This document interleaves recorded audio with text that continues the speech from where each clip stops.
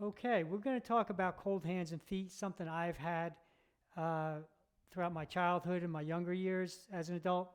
And now my hands and feet are warmer than I ever imagined they could be. And it's from a stretch we're going to show you for the chest muscles and the biceps and associated with the pericardium, meridian, and muscle group in the body. And so it helps to get blood flow to the extremities, the hands, feet, and genitals. So let's uh, interlock our hands behind our back.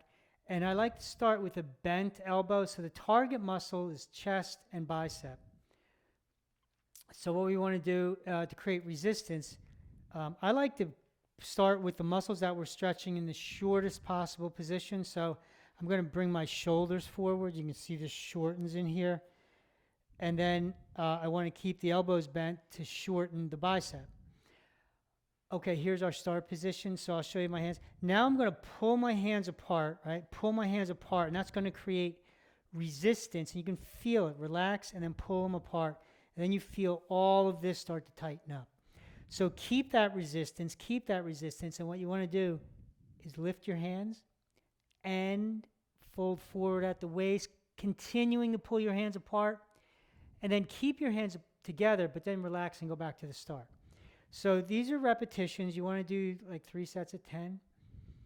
So close those shoulders, pull those hands apart, pull those hands apart, pull those hands apart, and then relax as you come back to the start. So stay with the resistance. Keep the resistance continuously through the range, consistent and continuously.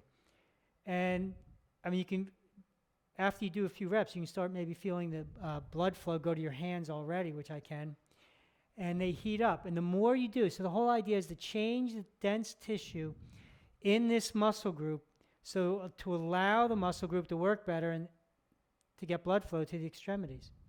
So it helps with cold hands and feet. Resist continuously, and then relax. And then shake it out. And you might feel the hands warm up immediately, but 3 sets of 10 and on a regular basis. You want to do it ongoing until you get the results that you want.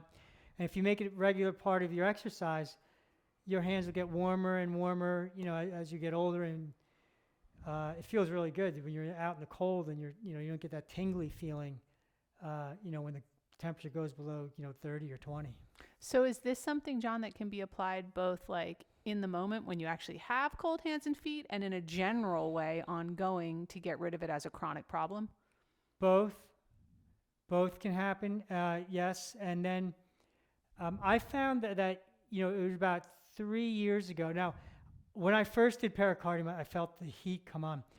But, I was so used to wearing gloves every winter that it never really bothered me. But then it was about 3 years ago that I went after pericardium. I did 100 or more repetitions a day for a couple of months.